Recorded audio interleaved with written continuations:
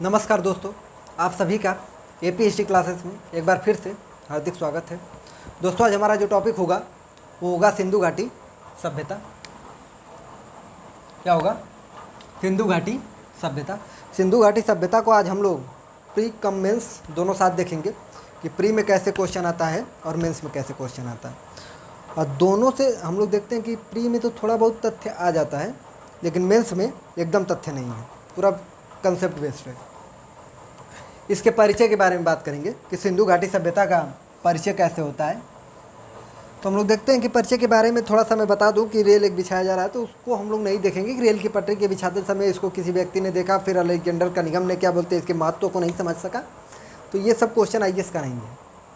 हाँ, ये क्वेश्चन पूछ सकता है पीसीएस ओसीएस में कि सबसे पहली बार सिंधु घाटी सभ्यता को किसने देखा और उसके महत्व को नहीं समझ पाया, तो उसका नाम था कनिंघम, अलेक्जेंडर कनिंघम।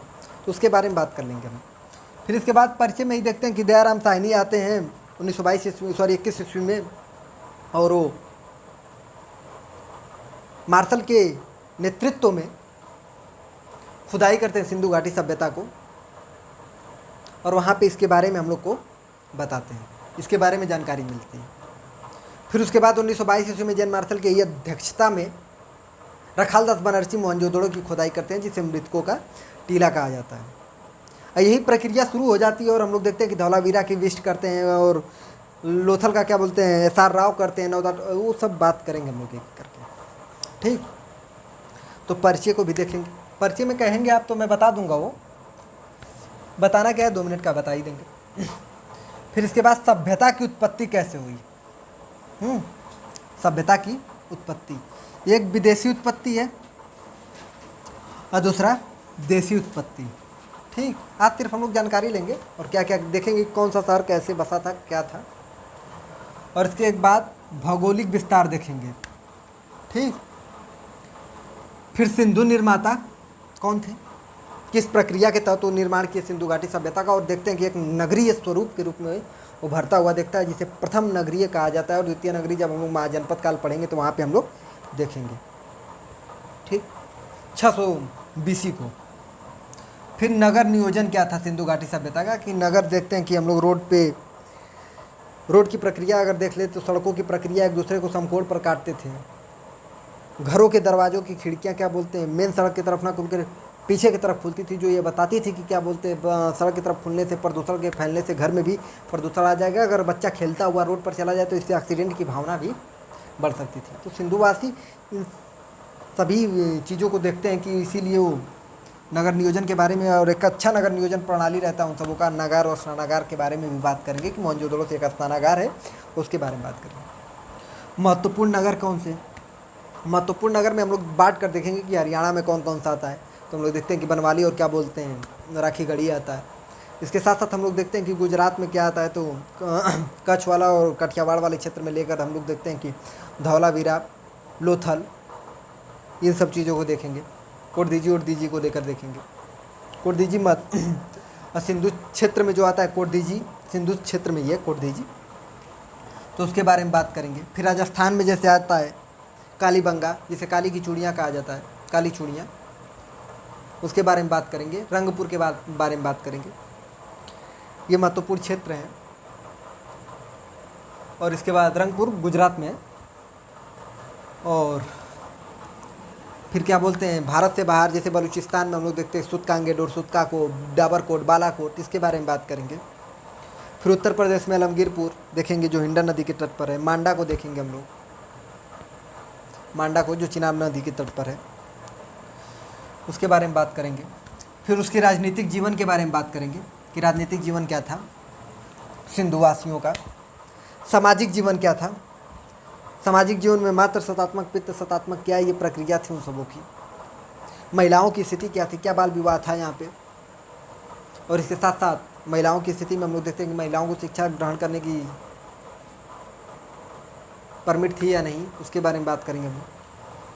आर्थिक जीवन क्या था भाई, आर्थिक जीवन सिंधुवासी नगरीय सभ्यता है, हड़प्पा सभ्यता है, तो आर्थिक जीवन तो रहा ही होगा, अच्छा खासा रहा होगा, तो उसके बारे में बात करेंगे। कृषि और पशुपालन क्या था, कृषि की प्रक्रिया सबसे पहली बार कब शुरू हुई थी, ये मैं बता चुका हूँ।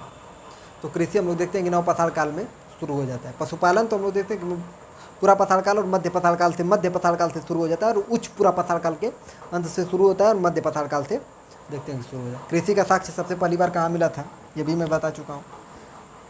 तो मेहरगढ़ से मिला था, लेकिन मेहरगढ़ को हटा दिया जाए तो लौरा देव से सबसे पहले मेहरगढ़ था, अब लौरा देव है, ठीक, जहाँ से चावल की भूसी का साक्ष्य मिला है, तो उसके बारे में बात करेंगे। और जो महत्वपूर्ण नगर है, ये देखेंगे कौन सा नगर किस नदी के तट पर बसा हुआ है।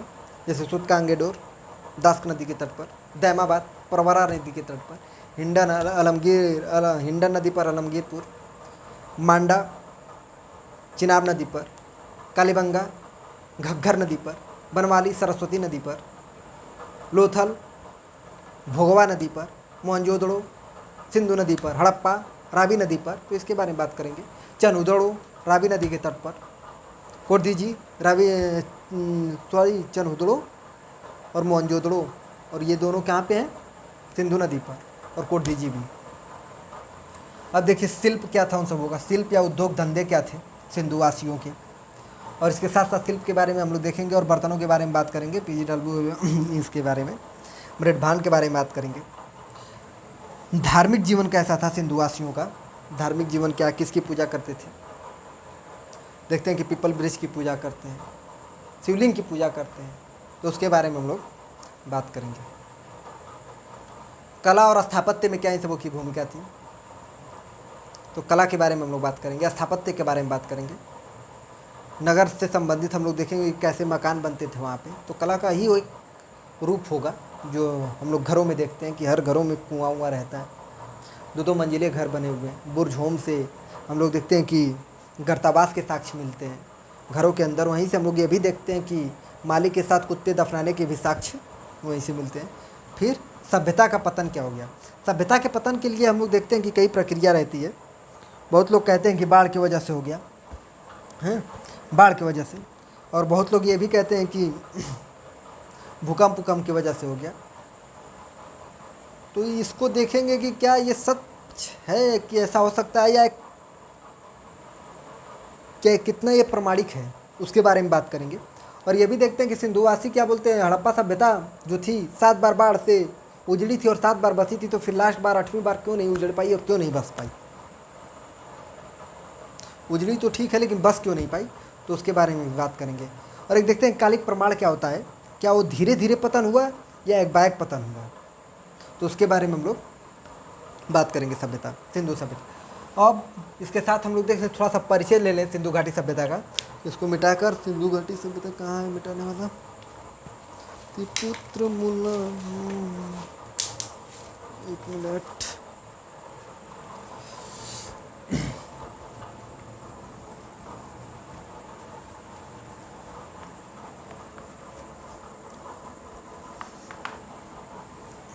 पर्ची में थोड़ा सा इसका एक विस्तार देख लें हम लोग। ये उत्तर, ये दक्षिण, ये पूरब, ये पश्चिम। पूरब में हम लोग देखते हैं कि आलमगीरपुर उत्तर प्रदेश, आलमगीरपुर उत्तर प्रदेश तक इसकी सीमा थी, और ये हिंडन नदी के तट पर है। किस नदी के तट पर, तो हिंडन नदी के तट पर। दक्षिण में हम लोग देखते हैं दैमाबाद महाराष्ट्र,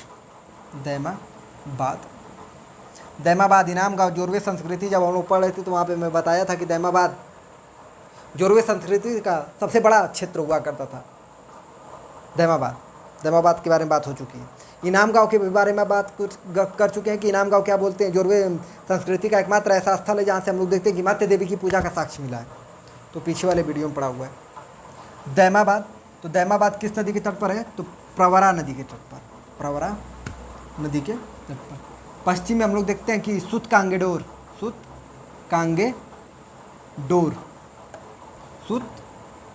किस नदी के तट पर है, तो दास्क नदी के तट पर। कहाँ पर है ये, तो बलूचिस्तान में, इसके साथ साथ हम लोग देखते हैं कि बलूचिस्तान में सुतकांगेडोर, सुतकाकोट, डाबरकोट, बालाकोट, ये क्षेत्र हैं कहाँ के, बलूचिस्तान के। और एक अफगानिस्तान का भी क्षेत्र है जिसे सुर्तगई के नाम से जानते हैं, तो उसके बारे में बात करेंगे। उत्तर में हम लोग देखते हैं कि मांडा किस नदी के तट पर है, चिनाब नदी के तट पर। तो क्वेश्चन ऐसे बन सकता है, आईएएस में क्वेश्चन ऐसे बना हुआ है कि निम्नलिखित में से कौन उत्तर, दक्षिण, पूर्व, पश्चिम सिंधु घाटी सभ्यता का नेतृत्व करता है। तो उसी क्रम में चारों क्षेत्रों का नाम दे दिया जाएगा और उसको आपको सजाना रहे। पीसीएस विशेष में एग्जाम ऐसे पूछता है कि सिंधु घाटी सभ्यता का उत्तरी सीमा किससे मिलता था? तो मांडा और चिनाब से। पूर्वी सीमा कहाँ तक था? तो लमगीरपुर। दक्षिणी तो दैमाबाद। पश्चिमी सुतकांगे डोर तक था। अब देखिए इसको मिटाते हैं।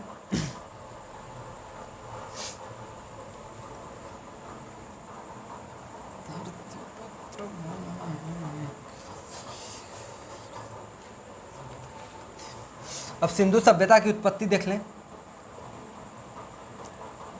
डायग्राम बस देख लें कि उत्पत्ति 3 भागों में है। एक हम लोग देख लेते हैं कि उद्भव कैसे हुआ, इसको देख लेंगे। और उद्भव में हम लोग देखेंगे एक ठो विदेशी उत्पत्ति। बहुत ऐसे इतिहासकार हैं जैसे कहते हैं कि इसकी उत्पत्ति कैसे हुई थी, तो विदेशियों के माध्यम से। तीसरा हम लोग देख लेते हैं देसी, तो इसके बारे में बात करेंगे। कौन से ऐसे इतिहासकार हैं जो विदेशी बताते हैं, कौन से इतिहासकार हैं जो देसी बताते हैं। और उद्भव उद्भव कैसे हुआ था। सिंधु घाटी सभ्यता के कुछ क्षेत्र हैं जैसे इसको हम लोग देखेंगे। इसको हम लोग खास तौर से मेंस के लिए देखेंगे कि उद्भव कैसे हुआ, और उद्भव के साथ ही हम लोग पतन भी देखेंगे। जो प्रक्रिया उद्भव की होगी वही उसका विपरीत क्या बोलते हैं, पतन के लिए जिम्मेदार होगी। तो उद्भव और पतन दोनों साथ में देखेंगे। और ये है कि इसका एक फैक्ट है, तो विदेशी देख लेंगे मैक्स मूलर, स्मिथ के बारे में, अलेक्जेंडर के बारे में। और देसी में देख लेंगे कि देसी उत्पत्ति से कैसे हुई, आर्य संस्कृति के साथ जोड़ के देख लेंगे। एक बात और याद रखिएगा, जब सिंधु घाटी सभ्यता की खोज नहीं हुई थी दयाराम साहनी के द्वारा, तो ऐसा बताया जाता कि सबसे पुरानी बस्ती आर्यों की ही थी, तो उसी को माना जाता था। लेकिन जब इसकी खोज हो चुकी तो क्या बोलते हैं, सिंधु घाटी सभ्यता को माना जाने लगा। और इसके बाद देखिए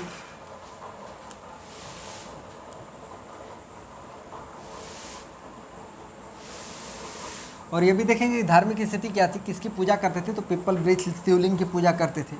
और इसके साथ साथ ये भी देखते हैं हम लोग कि पशुपतिनाथ शिव की पूजा करते हैं। कुबड़ वाला उन सब खेलने की प्रक्रिया क्या थी, मतलब खेलने का मतलब ये नहीं है बच्चों की तरह, इंजॉय का मतलब क्या था, इंटरटेनमेंट कैसे करते थे। कुछ क्षेत्र हैं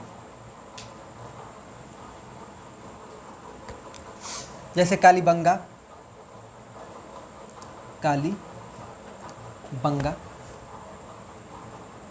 लोथल।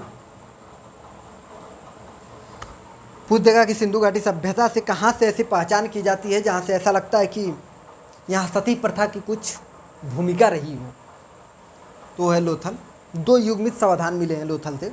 ऐसे तो हम लोग देखते हैं कि साक्ष्य, ऐतिहासिक साक्ष्य के तौर पर जब गुप्त वंश पढ़ रहे थे तो वहाँ पे हम लोग देख रहे थे कि गुप्त वंश का एक शासक है जिसका नाम है भानुगुप्त के रण अभिलेख से सती प्रथा का पहला प्रमाणिक साक्ष्य मिला है। लेकिन यहाँ पे भी ऐसा प्रतीत होता है, इतिहासकारों के द्वारा ऐसा बताया जाता है कि लोथल से कहीं न कहीं सती प्रथा के साक्ष्य थे। एक और क्षेत्र है धौलावीरा। ये आईएएस में क्वेश्चन पूछा गया, अभी बता रहे हैं। ये नहीं पूछा गया था धौलावीरा कहाँ है। क्वेश्चन ये पूछा था जितने भी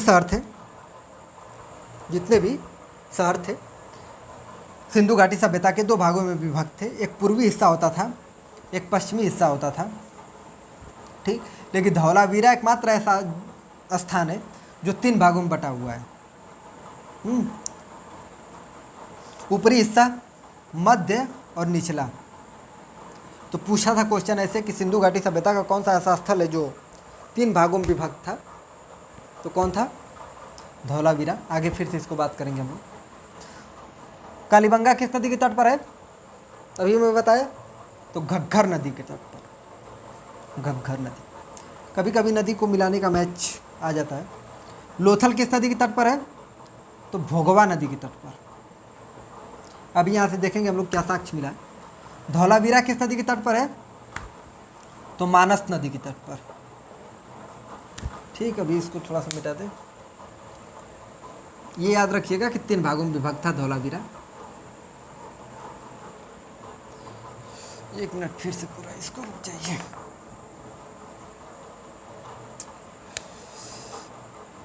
क्षेत्र, सिंधु घाटी सभ्यता के कुछ क्षेत्र, जैसे कालीबंगा, लोथल,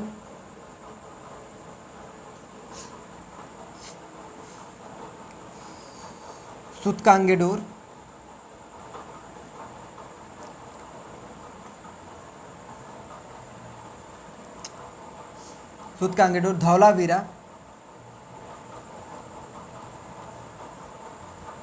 धौलावीरा, बनवाली,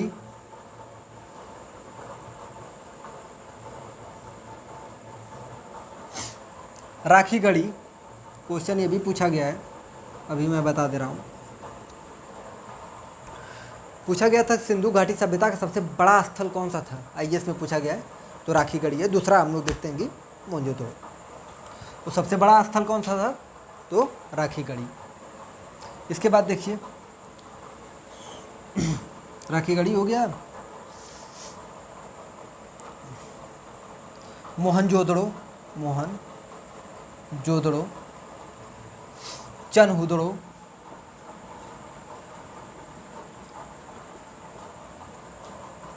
हड़प्पा। इतने ऐसे क्षेत्र हैं जो नदियों के किनारे, जैसे अलमगीरपुर,